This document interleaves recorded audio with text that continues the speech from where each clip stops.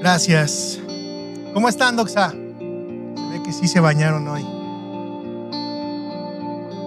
Dejen, acomodo todo mi changarro como siempre. Pues qué gusto estar aquí. Ya tenía rato que no venía. De hecho ya eliminaron al América, sacaron a México, se acabó el Mundial y aquí estamos, pero seguimos. Pero bueno, el día de hoy el pastor Julio me pidió poder compartir este domingo y para mí es un gusto poder estar aquí. Gracias por el recibimiento. Como siempre tengo sentimientos encontrados estar aquí, poder compartir el evangelio junto con ustedes, pero es un gozo y pues esperemos y oremos al Señor para que el evangelio haga su efecto en nuestras vidas. Entonces, ¿qué les parece si oramos y nos arrancamos con lo que vamos a ver el día de hoy? Señor, te damos muchas gracias esta mañana. Porque eres bueno, Señor. Tus misericordias se renuevan cada mañana, Señor.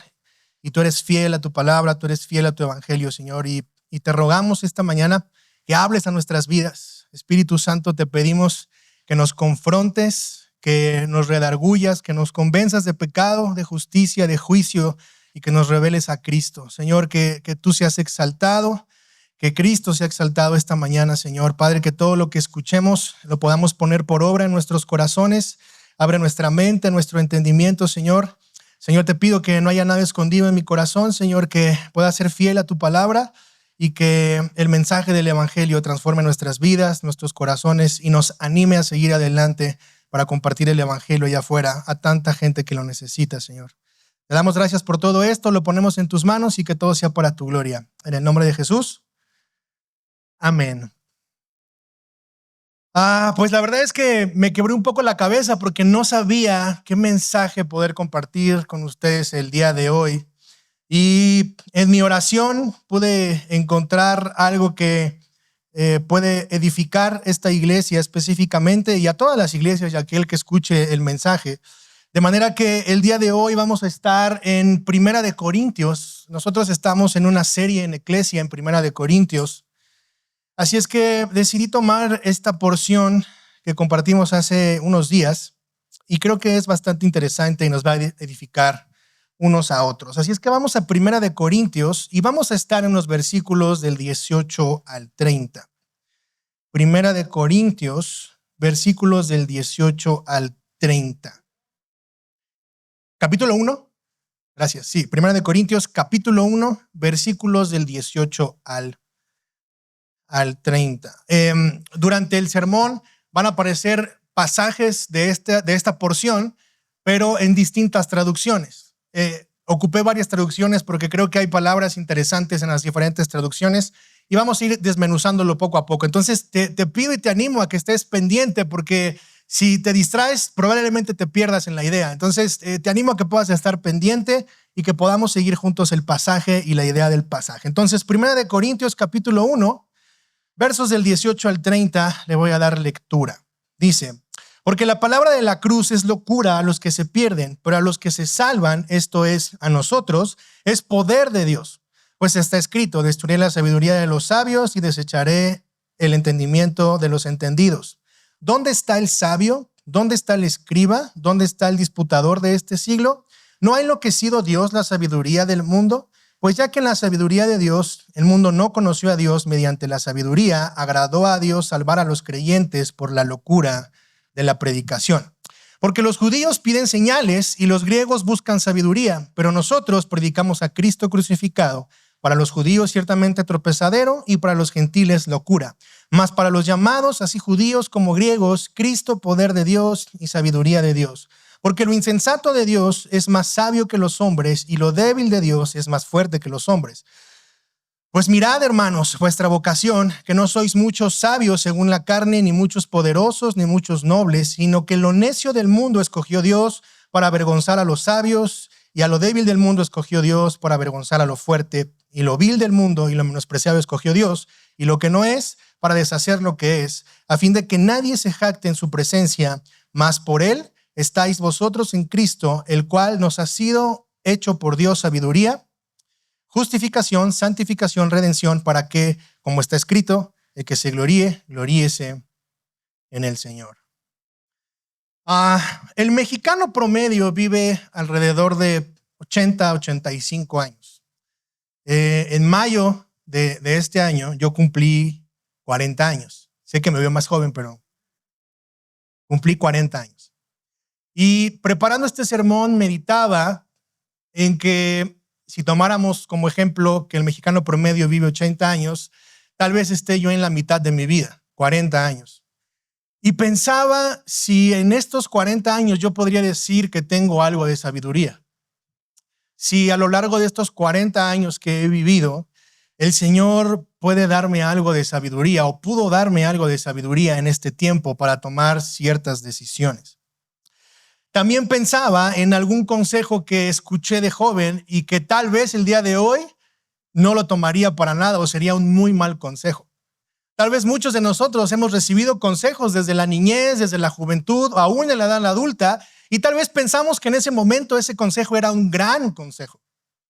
Pero tal vez hoy, con el tiempo ya pasado, meditando un poco y reflexionando, tal vez pensemos que ese consejo no era tan bueno o tal vez pensemos que jamás lo volveríamos a aplicar. El chiste es que todos nosotros de alguna manera estamos sumergidos en la sabiduría de este mundo.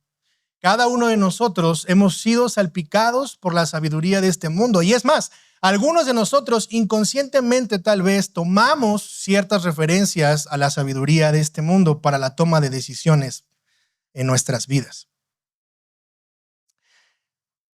Encontré un artículo que decía que en los años 20 empezó a usarse el mercurio como un remedio para la salud de las personas. Y el mercurio se utilizaba para sanar de gripe, para sanar de dolor de huesos y a otras circunstancias bastante interesantes. Y dentro de este artículo que encontré, empecé a leer y el artículo decía que cuando llegaron a los años 50, después de que en los años 20 comenzaron a utilizar el mercurio, se dieron cuenta que el mercurio era bastante dañino para el cuerpo humano y para la salud. De hecho, dentro del artículo hay una descripción de una bebé que comenzaron a untarle mercurio en las encías para que sus dientes crecieran fortalecidos, ¿no? No sé si a alguien de aquí le pusieron tequila en los dientes, espero que no. Sí, allá, Astrid, ok, perfecto. Entonces, dientes fuertes, ¿no? Y no te pregunto de qué era el tequila, pero ok. Pero bueno, el caso es que le untaron mercurio en los dientes a esta bebé. Y fíjate la descripción de lo que pasó por ponerle mercurio en las encías. Dice, las manos y los pies se habían vuelto helados, hinchados y rojos. La carne se estaba separando, parecían tomates hervidos cuyas pieles se habían despegado de la fruta. Había perdido peso, lloraba con petulencia y se arañaba a sí misma por la intensa picazón, quitando la piel, dejándola prácticamente en carne viva. A veces su fiebre alcanzaba los 102 grados Fahrenheit. En la edad adulta se le hallaba sentada, ya vuelta loca, sentada en un catre, golpeándose la cabeza con las manos, arrancándose el cabello y arañando brutalmente a cualquier persona que se le acercaba. Pareciera que al principio el ocupar el mercurio era una buena idea a la sabiduría de ese entonces. La sabiduría de ese mundo estaba destruyendo un montón de vidas, de hogares y, por supuesto, la vida de esta bebé. La sabiduría del mundo en ese momento estaba destruyendo personas de la misma forma que la sabiduría del mundo el día de hoy destruye personas. Y esto, mis hermanos, es prácticamente lo que estaba ocurriendo en la iglesia de Corinto. En la iglesia de Corinto lo que permeaba era la sabiduría del mundo. Corinto vivía un problema cultural muy severo al grado de provocar una división en la iglesia. Corinto tenía un problema de pertenecer, un grave problema de un sentido desbordado de pertenencia al grado de provocar una división. La gente de Corinto no podía discernir los valores de la cultura que estaban arrastrándose hacia la iglesia y los cuales estaban diluyendo y transformando la verdad del evangelio. De hecho, podría decirte que uno de los problemas más graves de Corinto era que comenzaban a formar grupos y que la cultura del mundo ya estaba sumergida dentro de la iglesia. Entonces ya no había diferencia entre la iglesia de Corinto y la cultura de Corinto, porque la cultura de Corinto ya estaba dentro de la iglesia. Y con esto en mente, quiero que vayamos a ver 3 ideas muy sencillas en este pasaje, 3 puntos muy sencillos en el pasaje. 1, la sabiduría del necio. 2, la locura de Dios. 3, los redimidos. 1, la sabiduría del necio. 2, la locura de Dios. 3, los redimidos. En el capítulo 1, en los primeros versículos, Pablo, en los primeros 6 versículos, lo que hace es dar una exposición, el fundamento de lo que significa la unidad en Cristo. Entonces da una explicación teológica con el fundamento de que los corintios entendieran lo que significaba estar unidos a Cristo y que ese fuera su sentido de pertenencia. Cristo, Jesús, el Evangelio, y no lo que cada uno de ellos pensaba. Entonces es muy interesante cómo Pablo comienza a desglosar desde su saludo la idea de la unidad en Cristo. En Corinto la gente moría por ser famosa. La gente se moría por ser respetada. Corinto estaba luchando con algo llamado tribalismo. ¿Has escuchado algo acerca del tribalismo? No trivialismo, sino tribalismo. Esto significa, el tribalismo es el acto o la tendencia de formar grupos cerrados, unidos por fuertes lazos de identidad, pertenencia y lealtad. Es el acto a la tendencia de formar grupos cerrados con una pertenencia y una lealtad que sobrepasa cualquier cosa. Y entonces podemos ver en el versículo 12 que dice, me refiero a cada uno de ustedes que dice, yo soy de Pablo, otro dice yo soy de Apolos, otro dice yo soy de Cefas, otro dice yo soy de Cristo. Y Pablo da una lista de cada una de estas personas que buscaban su propia tribu, buscaban su propio líder. ¿Por qué? Porque eran afines a cada uno de esos representantes. De hecho, si te das cuenta, cuando dice unos son de Cristo, están en la misma lista. Porque los que decían yo soy de Cristo eran los que se creían los más espirituales, los que se creían más cristianos, más sabios, que tenían mejor teología, que habían ido a muchos talleres de predicación expositiva, que se sentían pastores cuando nadie los nombró y muchas de estas cosas. Y es interesante porque dentro de esa lista están los que se sentían cristianos, los que decían yo soy de Cristo. El evangelio, ninguno de ellos buscaba el evangelio. Cada uno de ellos buscaba su propia identidad en un deseo de pertenecer con el fin de que sus pensamientos fueran iguales a los de la cultura de afuera. Y este problema lo metieron a la iglesia. Fíjate, versículo 12. Algunos de ustedes dicen, yo soy seguidor de Pablo, yo soy de Apolos, yo soy de Pedro y yo sigo únicamente a Cristo. En Corinto la gente se moría por ser famosa, la gente se moría por ser respetada. Corinto era una ciudad en crecimiento, mis hermanos. Era una ciudad en la que si tú te ponías listo, podías comenzar a tener un buen nombre dentro de esa ciudad. Si tú luchabas por ser exitoso, si tú luchabas por tener un nombre, tu familia iba a tener un muy buen nombre dentro de Corinto e ibas a ser una persona respetada y tu familia iba a ser, tu apellido iba a ser un apellido bastante respetado por ser exitoso, por ser chambeador y por posicionarte en un lugar donde la gente pudiera admirarte. Si tenías una estatua en la avenida principal de Corinto, entonces eras alguien exitoso, alguien completamente sabio. Por lo cual Pablo dice lo siguiente en el versículo 17, pues no me envió Cristo a bautizar, sino a predicar el evangelio, no con sabiduría de palabras, para que no se haga vana la cruz de Cristo. Ahora, esto lo conecto con el verso 18, que es con lo que comienza nuestro texto, 18 y 19, y dice, porque la palabra de la cruz es locura a los que se pierden, pero a los que se salvan, esto es, a nosotros, es poder de Dios. Pues está escrito, destruiré la sabiduría de los sabios y desecharé el entendimiento de los entendidos. En Corinto había un lema, todos los que son nadie quieren ser alguien. En mi generación era muy común escuchar el quiero ser alguien en la vida. No sé si eso siga pasando, pero este eslogan era muy común cuando yo tenía 15, 16 años. Yo quiero ser alguien en la vida, o ve a la escuela para que seas alguien en la vida. Y el lema de Corinto es, todos los que son nadie quieren ser alguien. Estaba viendo la película de Pinocho, no sé si alguien ha visto Pinocho, pero no la caricatura, sino la que ahora es... ¿Cómo?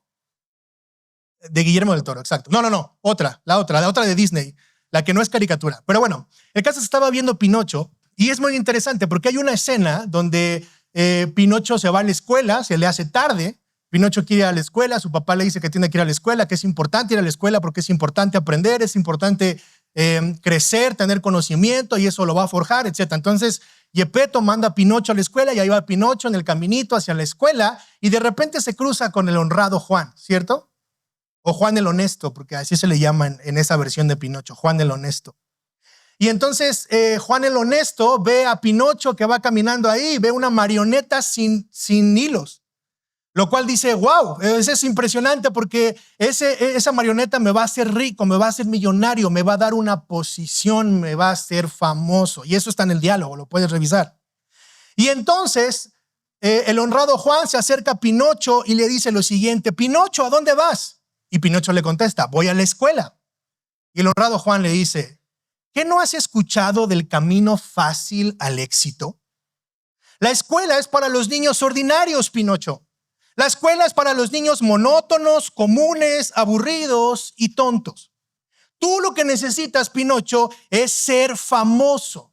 Tú necesitas ser un actor. No. Mejor un empresario. No, algo mejor. Tú necesitas ser influencer, Pinocho. Eso es literal lo que dice el honrado Juan. Y termina diciendo, nadie quiere ser un don nadie, todos los que son nadie quieren ser alguien. Y es muy interesante porque todo lo que acaba de describir el honrado Juan es prácticamente la cultura de Corinto. La sabiduría de la película era la sabiduría de Corinto.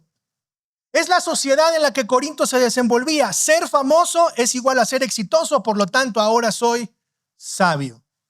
Y la gente que tenía esa sabiduría era gente que estaba ahora calificada para hablar de otros temas y la gente los ponía como líderes y los admiraba y seguía sus consejos porque como eran exitosos, entonces eran sabios y había que seguir lo que ellos decían. La peor pesadilla para la cultura de Corinto era ser un don nadie.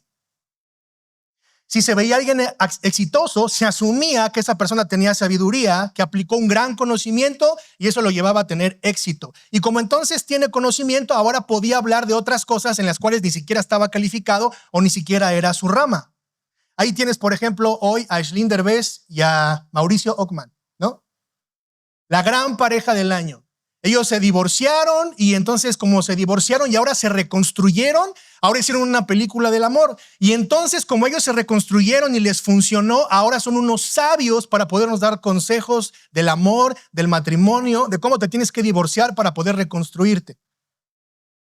Y esa es la sabiduría del mundo. Y nos da risa, pero eso es lo que compramos el día de hoy.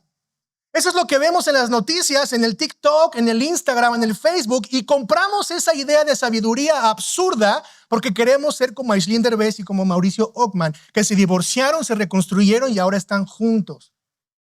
Y entonces pensamos que la salida a nuestro matrimonio es divorciarnos para entonces reconstruirnos y después estar juntos como ellos.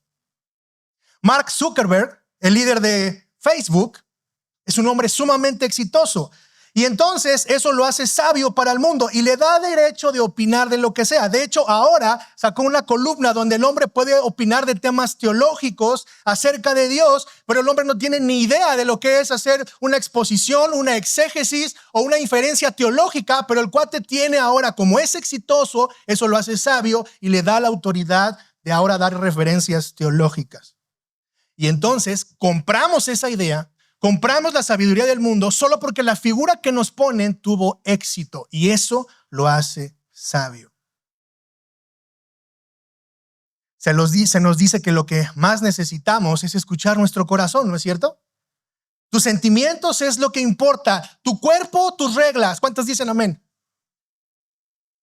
Es tu vida, tú decides. La vida se vive solo una vez. Y este es el eslogan del mundo donde estamos el día de hoy. Esta es la sabiduría del mundo donde vivimos hoy. Todo mundo es sabio si todo mundo es exitoso. Ahí tienes la casa de los famosos, que aquí nadie ve. Solo en mi iglesia, aquí nadie. Y entonces tienes un grupo de 18 personas que son el representante perfecto de la sociedad en la que vivimos. Tienes a hombres queriendo ser mujeres, a mujeres queriendo ser hombres, Y se mueren todos por un aplauso, por fama, por rating y porque puedan ser reconocidos. Un grupo de hedonistas mostrando cada quien su propia sabiduría, la cual los llevó a tener su propio éxito. Todos buscan la aceptación, todos buscan ser exitosos. Todos queremos ser alguien, nadie quiere ser un don nadie y todos los que son nadie quieren ser alguien. Descartes decía, pienso, por lo tanto existo, y nuestra sociedad afirma, posteo y luego existo. ¿Cierto? Para la cultura de Corinto era, soy importante y luego existo. Tengo una estatua en la avenida de Corinto, entonces sí soy alguien. Y nuestra cultura dice, dime qué iPhone tienes y te diré quién eres. Y cuidado si tengas un Android, porque entonces eres como escoria. Y si tienes un iPhone de los chafitas, eres peor que el que tiene Android. No. Eres de baja gama. Si no tienes un iPhone, no eres nadie. Es más, me podría atrever a afirmar que dentro de las iglesias evangélicas está esta postura. Dime a qué iglesia vas y te diré quién eres. Y dependiendo de la iglesia a la cual pertenezcas, es el éxito o la fama que vas a tener o la sabiduría que podemos escuchar de ti porque perteneces a esa gran iglesia. Si no tienes cierto número de seguidores hoy, no existes. Hoy todos queremos ser influencer para poder existir. Si no compras en Temu, no eres nadie. Si no tienes Amazon Prime, tampoco eres nadie. ¿Has escuchado el síndrome de quedarte fuera? ¿Lo has escuchado? Tiene sus siglas en inglés, no las apunté aquí, pero es el síndrome de quedarte fuera. Y este síndrome es un fenómeno social que atenta con la sociedad, el cual tuvo su mayor pico en el 2020. Y este síndrome tiene la tendencia de que si no estás en el trend topic, en la noticia que es la más importante, si no sabes la noticia, si no sabes nada de la noticia, entonces tú estás fuera de la realidad. Y la gente, para sentirse dentro de la realidad, busca e investiga para poder opinar. Y en el 2020 todos éramos epidemiólogos, ¿cierto?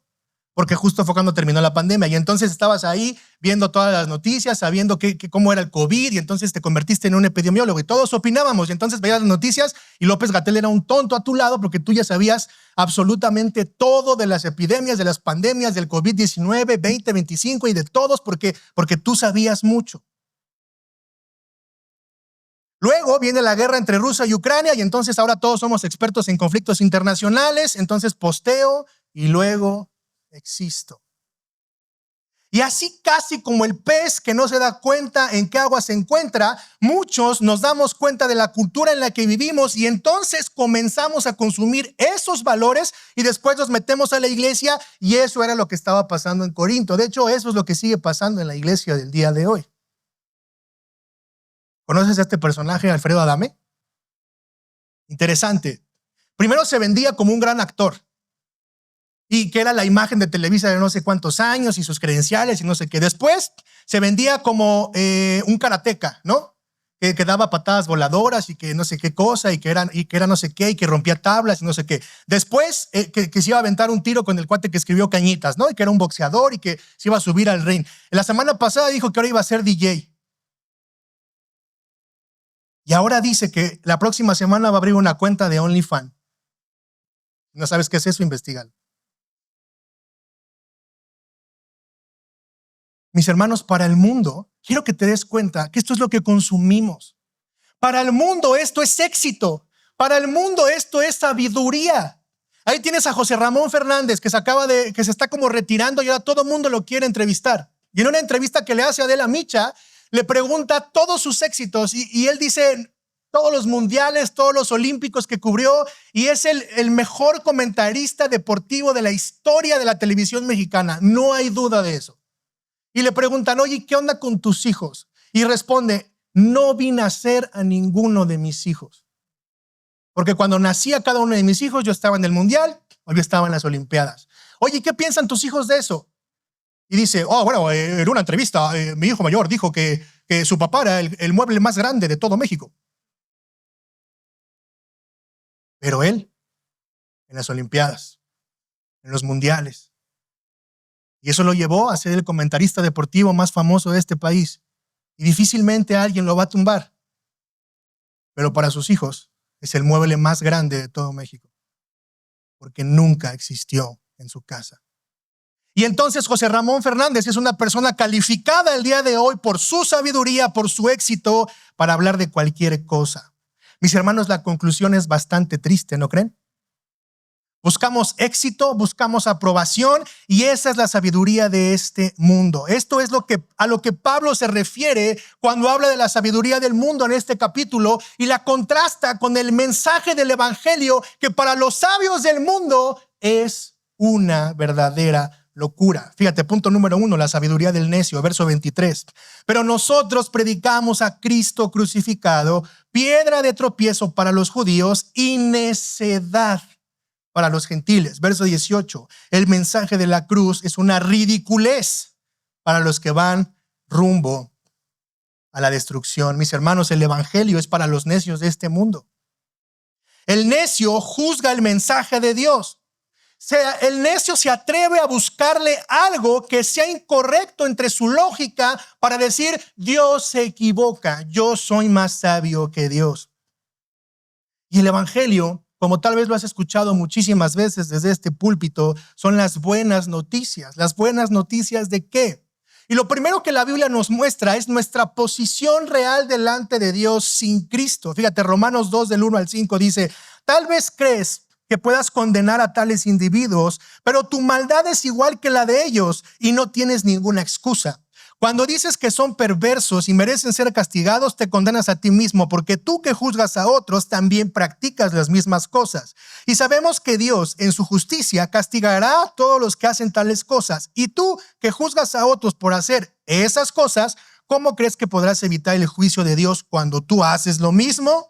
¿No te das cuenta de lo bondadoso, tolerante y paciente que es Dios contigo? ¿Acaso eso significa nada para ti? ¿No ves que la bondad de Dios es para guiarte a que te arrepientas y abandones tu pecado? Pero eres terco y te niegas a arrepentirte y abandonar tu pecado. Por eso vas acumulando un castigo terrible para ti mismo, pues se acerca el día de la ira en el cual se manifestará el justo juicio de Dios. Y los sabios de este mundo dicen: arranca ese pedazo de la Biblia porque no me conviene.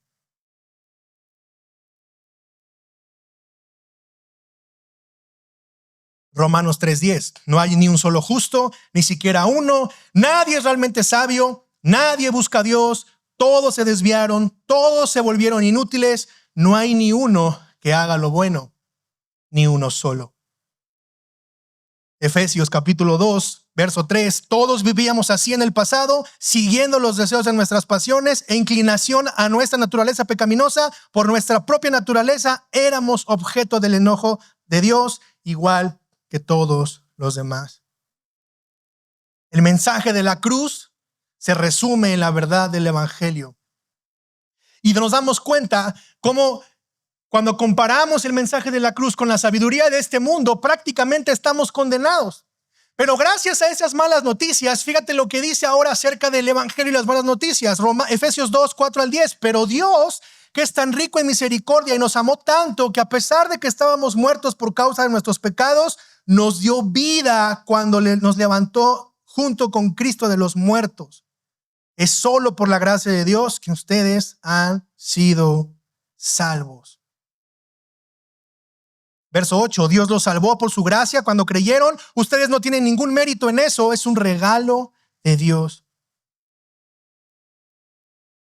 Y cuando el mundo escucha esto, de inmediato es una locura, es una tontería, es absurdo. En automático te conviertes en un débil mental, ¿cierto? Una persona sin fuerza, una persona que necesita agarrarse de algo porque eres tan débil, tan fusilánime, que no sirves para tener fuerza y salir adelante en esta vida. Necesitas una religión. Eso es lo que el mundo piensa. Para el mundo es una locura que nosotros somos creados y no somos creadores. que somos dependientes de la gracia de Dios, que cada suspiro que damos nos lo da y no te lo mereces, que el evangelio es la gracia de Dios en la acción, que el evangelio nos salva de la justa ira de Dios, que el evangelio nos muestra que el ser humano no es intrínsecamente bueno, más bien es radicalmente malo, que el ser humano no puede captar las verdades de Dios, que su corazón está tan endurecido hacia Dios que su cuerpo no puede hacer otra cosa más que agradarse de sí mismo, que está tan corrompido que la necedad le parece sabiduría. Y entonces el mensaje del evangelio de Cristo confronta totalmente cada una de estas realidades. Porque, mis hermanos, el evangelio no solo me dice cada una de estas verdades, sino que también me dice que debo acercarme a Dios en humildad como un pordiosero endeudado, sino que también me dice que después de ser redimido he de caminar en humildad sabiendo que no merezco absolutamente nada de la gracia que Dios me ha regalado. El Espíritu Santo que ahora mora en mí me ayuda a caminar en humildad, luchando con mi pecado, afligiendo mi carne, y cada día debo de parecerme más a Cristo. ¿Qué pensará el sabio de este mundo acerca de esta verdad? ¿Qué pensará la sabiduría del mundo acerca de esta verdad? ¿Qué entonces de la sabiduría de este mundo en contraste con la sabiduría del evangelio? ¿Qué de la sabiduría de este mundo versus el mensaje de la cruz? Cuando la sabiduría de este mundo nos ayuda y nos enseña que desde niños somos primero yo, después yo, al último yo, y si sobra yo, y no te dejes de nadie. Que nuestro corazón debe de ser lo más importante y lo que más debemos de escuchar. Sigue los latidos de tu corazón, ese es el mensaje. Que nosotros somos lo máximo y lo más importante, que no debemos dejarnos de nadie. Y ahí tienes a la mamá diciéndole al príncipe: hijo, tú eres el mejor del mundo.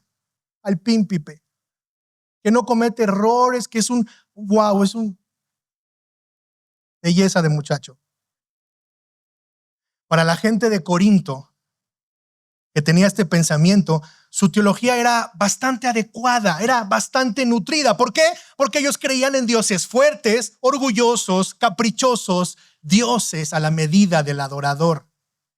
Y muchos de nosotros idealizamos a Dios de esta forma y formamos a un Dios a nuestra propia conveniencia, tomamos la sabiduría del mundo, la metemos a la iglesia y entonces decimos que somos cristianos cuando somos unos cristianoides con una especie rara en una mezcla entre Biblia y mundo.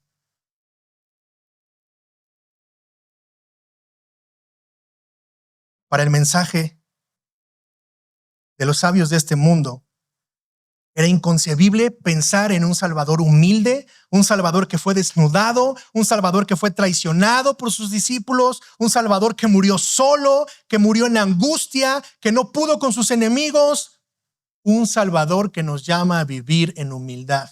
Nada que ver con los dioses de Corinto. Mis hermanos, el mensaje de la cruz, el mensaje del evangelio definitivamente no es para los ambiciosos.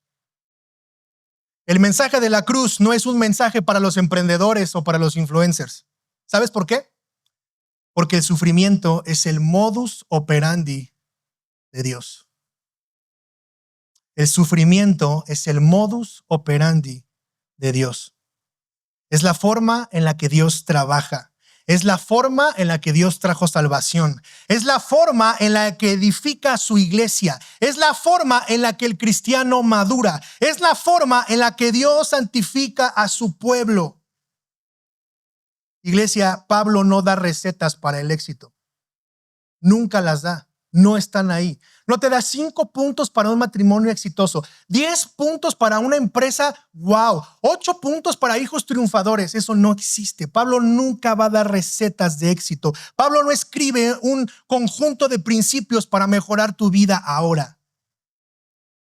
Todo esto que acabamos de describir es la sabiduría del mundo en contraste con el mensaje de la cruz. Mientras tanto, el evangelio es el poder de Dios para transformar el corazón del hombre de uno duro de piedra a uno de carne y hueso. Pero ¿sabes qué? Para que tú y yo podamos llegar a estas conclusiones, por lo menos tendrías que reconocer una verdad tan ofensiva, la cual dice que eres una abominación delante de Dios. Pero para el sabio de este mundo, Eso pega en el orgullo. Para el sabio de este mundo es como decir, eso es una ofensa. Y entonces la incomodidad que estás empezando a sentir en este momento es muy buena, porque el evangelio de la cruz te está diciendo que no mereces nada, que lo único que mereces es la ira, que eres inservible, que tus obras son trapos de inmundicia para Dios, mientras que la gracia que operó por el puro afecto de su voluntad la ves en tu vida solo porque Él quiso y no porque tú te lo merezcas. Para llegar a esto tendrás que aceptar que cada deseo de tu mente o cada deseo que produce tu mente es la voluntad opuesta a la voluntad de Dios. Este es el mensaje de la cruz versus el mensaje del mundo. Por eso, para el sabio de este mundo, el evangelio es una locura. Para el sabio de este mundo es una locura decir que el perdón es mejor que el éxito. Para el sabio de este mundo es una locura decir que el perdón es mejor que el éxito. Pero ahora quiero que podamos darnos cuenta que el sabio de este mundo no solo está en contra o piensa que es una locura que el perdón es mejor que el éxito, sino que el sabio de este mundo también juzga los tiempos de Dios. Fíjate, verso 22, porque en verdad los judíos piden señales y los griegos buscan sabiduría. Los griegos buscan sabiduría. Necesito una receta que me arregle mi vida. Y entonces buscas una consejería, pastor. Necesito que Dios arregle esto. Dime qué tengo que hacer para arrepentirme. Y la gente busca la consejería pensando que le vamos a dar 5 puntos para un arrepentimiento eficaz. Y eso no existe, mi hermano. 5 puntos para poder leer la Biblia a diario y dejar de leerla solo en el Metrobús. No estoy diciendo que esté mal que la leas en el Metrobús. Por eso no es un tiempo de devoción con Dios. Buscamos que alguien nos dé una receta para poder arreglar nuestros problemas. Buscamos que la iglesia nos dé una receta para arreglar lo que no podemos arreglar.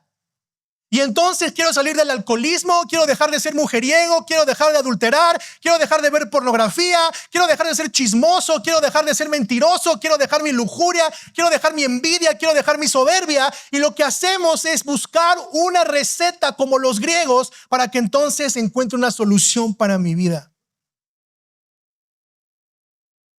Pero el mensaje de la cruz no es una receta.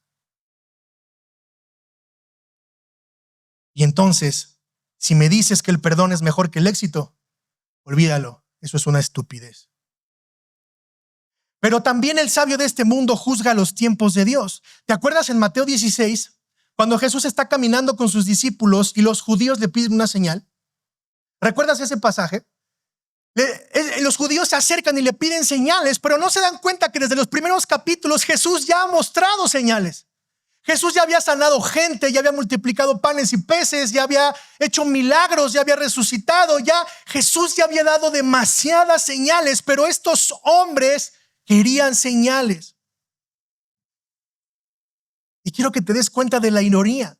En el capítulo 16 Jesús está rechazando a los que piden señales y Jesús les dice: ustedes son unos hipócritas, piden señales, pero no recibirán señales sino la señal del profeta Jonás, ¿cierto? ¿Cuál es el punto de esto? Que los judíos pedían señales, pero no la señal que Jesús les había dado, sino la señal que ellos querían. Y eran incapaces de ver la señal que Jesús les estaba dando porque ellos querían una señal específica.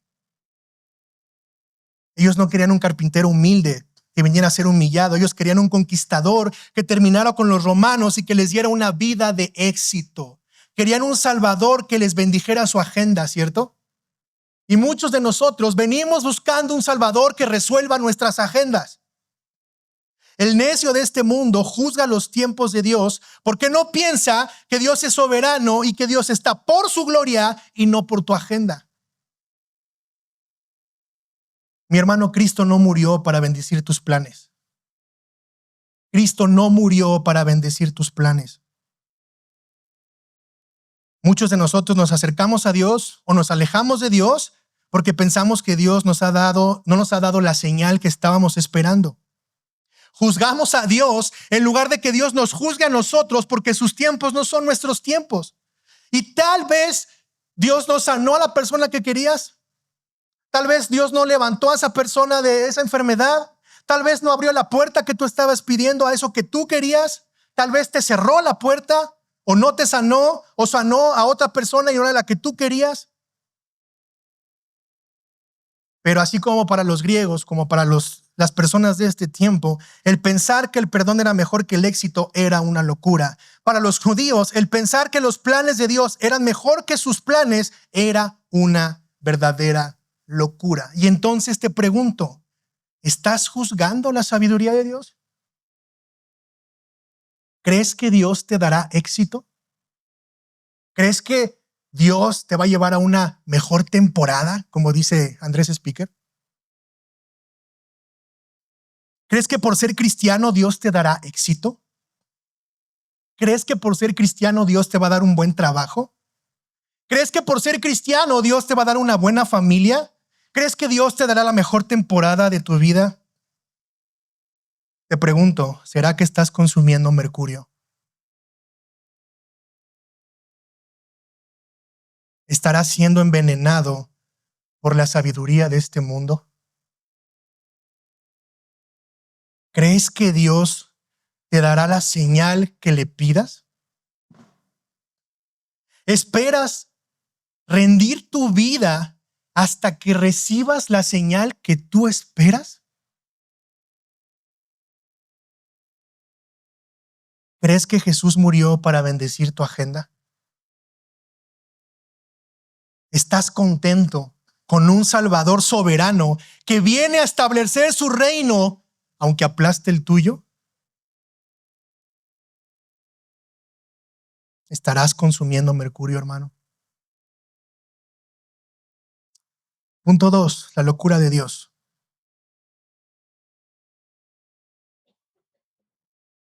Punto 2, la locura de Dios.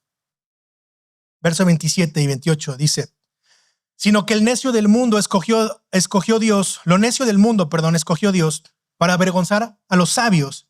Y lo débil del mundo escogió Dios para avergonzar a lo fuerte. Y lo vil del mundo y lo menospreciado escogió Dios, lo que no es, para deshacer lo que es, a fin de que nadie se jacte de su presencia. Fíjate los adjetivos: necio, insensato. Necio con insensato literalmente es un estúpido, un obtuso mental. Esa es la definición exacta en el original de necio. Necio igual a insensato, literalmente es un estúpido, un obtuso mental. Débil, endeble, es bajo e insignificante. Bajo, insignificante. Insensato lo une con sabio, débil con fuerte, insignificante con lo que es. Y quiero que te des cuenta cómo lo describe ahora para el mundo. Dios escogió a lo que es estúpido para el mundo, lo que es endeble para el mundo. No está hablando de que Dios escoge a alguien con un coeficiente intelectual bajo, no está hablando de eso. Está hablando de que aquellos que se consideran necios para el mundo y el mundo los considera necios. Esa es la idea que está plasmando aquí. Está hablando de que los que se consideran débiles para la óptica del mundo, el mundo los considera débiles. Fíjate, Mateo 5:3. Bienaventurados, ¿quiénes? Los pobres en espíritu. Los que reconocen su miseria espiritual. Los que reconocen su necesidad de un Salvador. Los que reconocen que su cuenta en el banco, sus títulos, su negocio y todo lo que tienen no sirve para nada. Porque eso no te va a salvar. Eso no te va a hacer tener comunión con Dios. Eso no va a servir de nada. Tus logros, tus medallas, tu intelecto, la casa que te compraste, todo lo que tú hayas logrado con tu propio esfuerzo, no sirve de nada. Bienaventurados los pobres en espíritu, los que reconocen su condición de miseria, pues de ellos es el reino de los cielos. Bienaventurados los que lloran, porque ellos serán consolados. ¿Lloran por qué? Los que lloran por su pecado, porque han reconocido su condición delante de Dios, porque se ven a sí mismos como culpables, ofendiendo a aquel Cristo que fue a la cruz y derramó su sangre para el perdón de sus pecados, y se reconocen como culpables. Por eso dice, bienaventurados los que lloran, porque ellos serán consolados. Bienaventurados los humildes, pues ellos heredarán la tierra. Ahora, cuando dice aquí los humildes, es los que reconocen que sin Dios no tienen nada. No un falso humilde. Porque tenemos la idea de que aquellos que se visten con ropa rota o que no traen ropa de marca son humildes. Eso es una falsa humildad. Porque si Dios te ha dado dinero para comprarte eso, te lo puedes comprar siempre y cuando reconozcas que no fue tu esfuerzo, sino que Dios te lo ha dado. Esa es la diferencia. Entonces no está hablando de aquel que, ay, mira, pobrecito, no tiene que comer, no tiene que... Eso es un falso humilde. Un verdadero humilde reconoce que todo lo que tiene, incluso que pueda respirar, es solo por la gracia de Dios. Y lo que está haciendo Pablo aquí es decirnos, está hablando que tu estatus no tiene nada que ver a los ojos de Dios. Nada que puedas hacer es algo que Dios tome en cuenta. Dios escoge y lo hace por su gracia. No hay ningún mérito aceptable delante de Dios para que Dios pueda salvarte. Fíjate, 2 de Timoteo 1:9 dice, Él nos ha salvado y nos ha llamado con un llamamiento santo, no según nuestras obras, sino según su propósito y según la gracia que nos fue dada en Cristo Jesús desde la eternidad. Efesios 2:8, porque por gracia ustedes han sido salvados por medio de la fe, y esto no procede de ustedes, sino que es un don de Dios, no por obras, para que nadie se gloríe. Mi hermano, no estás aquí porque eres más bueno que los demás. No estás aquí porque cumples con ciertos requisitos. No estás aquí porque lees más la Biblia. No estás aquí porque eres mejor que otros. Estás aquí por el puro afecto de su voluntad. La sabiduría de Dios es que humilla al sabio para que nadie se jacte. Verso 21, pues ya que en la sabiduría de Dios el mundo no conoce a Dios mediante la sabiduría, agradó a Dios salvar a los creyentes por la locura de la predicación. ¿Cuál predicación? ¿La motivacional? ¿La que te infla? ¿La que te va a salir de aquí diciendo que todo lo vas a poder en Cristo que te fortalece y que Dios te va a dar la victoria y sal y cómete al mundo? Porque podría hacer eso. Y todos saldrían de aquí muy felices, bien motivados. Pero quiero ver qué va a pasar con ustedes el miércoles, cuando la emoción se pase. Y cuando venga el primer problema. Y cuando sufras un asalto. Cuando tu hijo se enferme. Cuando haya un secuestro. Cuando te extorsionen. Cuando choques. Cuando no te paguen. Cuando te corran del trabajo. Cuando tu esposa se pelee contigo. Cuando tus hijos estén en rebeldía. Cuando te sientas mal del estómago. Cuando tengas que ir al médico. Cuando no te alcance el dinero. Entonces yo quiero ver qué va a pasar con esas personas. ¿Van a aplicar la sabiduría del mundo?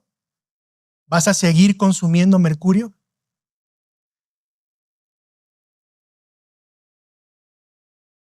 Verso 25.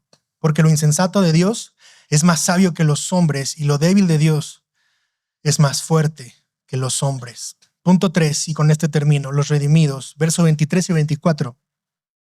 Pero nosotros predicamos a Cristo crucificado, para los judíos ciertamente tropezadero, y para los gentiles locura, mas para los llamados, así judíos como griegos, Cristo, poder de Dios y sabiduría de Dios. Verso 18, pero a los que se salvan, esto es, a nosotros, es poder de Dios. Ahora, ¿poder de Dios para qué? ¿Para que tires a la gente? ¿Poder de Dios para que toques a las personas y se sanen? ¿Poder de Dios para que hables en lenguas? ¿Poder de Dios para que andes liberando demonios? No. No es ese poder de Dios a lo que se está refiriendo Pablo. Dice, para los que se salvan, esto es a nosotros, es poder de Dios. El poder de Dios es para la salvación de los incrédulos.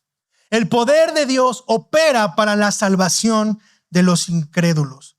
No es poder de Dios que te da una mejor vida aquí y ahora. Es poder de Dios que produce en ti un arrepentimiento, que te confronta con tu pecado, que te lleva a la cruz de Cristo, y entonces eso produce en ti un nuevo nacimiento. Y eso es salvación. Hay una parte del libro del Progreso del Peregrino, cuando Cristiano ya ha atravesado la ciudad del placer y ha resistido los consejos de su hermano el cómodo y de su hermano el carnal. Y ahí va Cristiano y ve a lo lejos un monte muy alto con una luz en la colina. Pero Cristiano ya está cansado, ya resistió estos consejos de estos hombres, ya pasó por el lugar de la tentación, ya no tiene fuerzas para seguir adelante. Sin embargo, ve que la luz está arriba del monte y corre, toma un descanso a mitad de la travesía y llega donde está la luz, ve que hay una gran puerta, toca, nadie le abre y de repente sale el portero y la puerta de la ciudad está cerrada. Y el portero sale a su encuentro y le dice a Cristiano: ¿quién eres? ¿De dónde vienes? Y Cristiano dice: mi nombre era desgraciado, pero ahora llámame Cristiano. Mi nombre era desgraciado, pero ahora llámame Cristiano. Y mis hermanos, este es el corazón que ha sido transformado por el poder del evangelio. Porque a Cristiano ya no le interesa cómo le llamen. A Cristiano ya no le importa cómo le diga al mundo. A Cristiano hoy dice: antes era un desgraciado, ahora llámame Cristiano. Porque no nos interesa ser reconocidos por el mundo. No nos interesa ser famosos o ser influencers. No nos interesa ser estimados por el mundo. El mundo nos considera necios. El mundo nos considera locos. El mundo nos considera débiles. El mundo nos considera estúpidos. Y mi pregunta es: ¿por qué te esfuerzas tanto por ser agradado por el mundo? ¿Por qué nos esforzamos tanto en ser agradados por el mundo? ¿Por qué te esfuerzas tanto en ser encontrado por una sociedad que rechaza a tu Salvador cuando aquel que murió por ti y vale la pena te encontró en medio de esa sociedad sucia? Mi nombre era desgraciado, pero ahora llámame Cristiano. Y podemos decirle a este mundo lo mismo: mi nombre era desgraciado, pero ahora llámame Cristiano. Mi nombre era sabio, ahora llámame necio. Mi nombre era fuerte, ahora llámame débil. Fíjate, verso 30. Pero gracias a Él. ¿Gracias a quién? A Él. Ustedes están unidos en Cristo Jesús, a quien Dios ha hecho nuestra sabiduría, justificación, santificación y redención, para que, como está escrito, si alguien ha de gloriarse, que se gloríe en el Señor. Somos un pueblo pobre, somos un pueblo necio, y Cristo es nuestra sabiduría. Cristo es nuestra única sabiduría. Somos un pueblo débil, fortalecidos en Cristo. Mientras la sociedad añora la fama, nosotros añoramos conocer más y más a Cristo. Porque esa es la sabiduría que para el mundo es una locura. Cierro con esto. Cuando oí hablar del amor de Jesús, mi alma no lo comprendía. Me decía que por mí Él sufría en la cruz, mas mi alma no se conmovía, no podía comprender el afán y la fe con que hablaban de Cristo y su amor. Mas ahora yo puedo decir que Jesús también es mi Salvador. Ponte de pie conmigo y vamos a orar.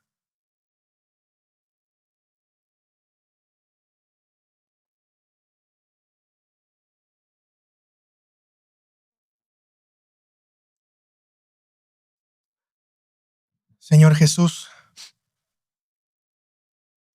queremos agradecerte tanto este tiempo, Señor. Y Padre, queremos agradecerte que en medio de la sabiduría del mundo, en medio de esta lucha constante que tenemos como creyentes, Señor, tú nos recuerdes que somos sabios en ti. Que cada día que te conocemos más, encontramos mayor sabiduría. Que aunque el mundo, Señor, nos diga débiles, nos diga tontos, nos diga inútiles, hoy podemos encontrar nuestra sabiduría, nuestra fortaleza en lo que tú has hecho en la cruz. Y Señor, que cada palabra que tú has dado es una palabra sabia que edifica y alimenta nuestros corazones. Oh Señor, yo te ruego que cada uno de los que pudimos escuchar este mensaje esta mañana pueda penetrar en nuestros corazones, confronte nuestro orgullo, nos humille, Señor, para reconocer tu grandeza y tu poder. Y Señor, te pido que el mensaje del Evangelio, que para el mundo es locura, confronte nuestras vidas y nos anime, nos mueva, nos apasione a compartir las verdades del Evangelio. Porque no nos has llamado a formar solo una iglesia y reunirnos solo los domingos. Nos has llamado a ir y a ser discípulos a las naciones. Que este mensaje, Señor, que confronta, que reprende, que extrae la suciedad de nuestros corazones, que la exhibe, sea el mismo mensaje que anhelemos compartir. Oh Señor, te ruego que pongas pasión en los corazones de cada miembro de esta iglesia. Que pongas propósito para continuar adelante, Señor. Que cada domingo sea un reto de ver una persona nueva porque le compartieron en la semana la locura de la cruz. Oh Señor, aviva esta iglesia. Trae un avivamiento a este lugar genuino en los corazones de cada miembro de esta iglesia y que comiencen a trabajar por amor a Cristo y por amor a su ciudad. Te doy gracias por esta palabra, Señor, y te rogamos que se haga carne en nuestros corazones. En el nombre de Jesús. Amén.